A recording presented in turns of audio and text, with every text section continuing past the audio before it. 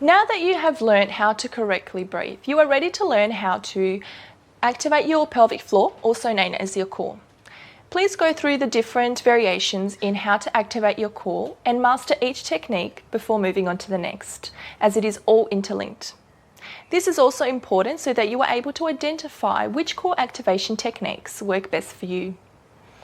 It is also really important that you go through these core activation techniques while lying down, sitting and standing up, because when you exercise, you will be required to activate your core in all three of these positions. It is also vital to activate your core not just for exercise, but also for day-to-day activities. The first step is understanding the pelvic floor movement while lying down. As you can see, this is your pelvis, right? This right here is your pelvis. Now, this is in relaxed position. Now, when I pull in, so this is the movement, right? And relax and in. So when I pull up my pelvis, my lower back is touching the ground. When I relax, my lower back is not touching the ground. Yeah? So imagine there's a string pulling from here, right? This string pulls and like this.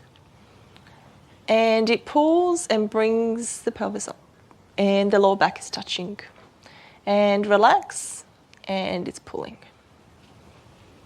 Okay, so that's essentially the pelvic movement.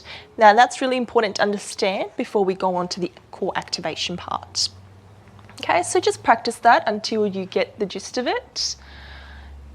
Okay. Now that you have mastered the pelvic floor movement lying down and its associated breathing pattern, you are ready to learn how to properly activate your core and then add on some movement. When trying to activate your pelvic floor muscles, it is really, really important that you understand you should never use the stopper flow of urination as a muscle activator, because it could lead to urinary tract infections. Therefore, when you're trying to activate your core, you should never, ever be squeezing your vagina, or in the techniques I'm about to show you to help you activate your core. A friendly reminder about core activation is that you never want to be squeezing your bum. It's purely from here, okay? So in, squeeze, and lift up. Now, relax and let go of your pelvis so there is no tensioning in the abdominals. As you inhale, imagine you do not want to let gas pass or have diarrhea. Find those muscles and tension them. And lift up inside of you. As we exhale, bring the pubic to the coccyx to each other and lift off the ground. Did you manage to activate your core while lifting up? If not, keep working on it. Now, let's imagine you are picking up a tissue off the floor. Let's leave the tissue on the floor. First, we relax our pelvic floor and breathe in. Then, as we go to pick up the tissue, we breathe out and lift the pelvic off the ground. Were you able to activate your core? If not, let's keep practicing. Now, put your hands with palms facing on the floor. Relax your pelvis. Breathe in. As you breathe out, lift your pelvis up and push the hands towards the ground. Do you feel the core activation tension as you lift up? If not, let's keep practicing, okay? And activate and breathe out and push the hands to the floor. Now we put a band around our thighs. Relax your pelvis. Breathe in. As you breathe out, lift your pelvis and press outwards against the band.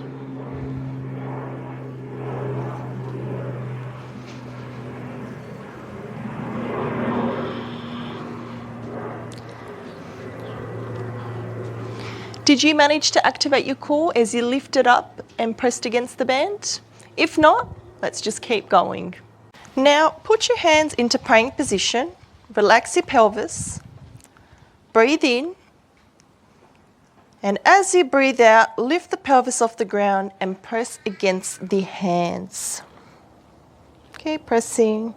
and relax. Now, did you manage to feel some core activation while pressing your hands and lifting up? If not, let's just keep practicing until you get that. Put a Pilates ball between your knees. Relax your pelvis. Breathe in. As you breathe out, lift your pelvis and squeeze the knees into the ball. Did you manage to activate your core while squeezing the ball? If not, let's keep going.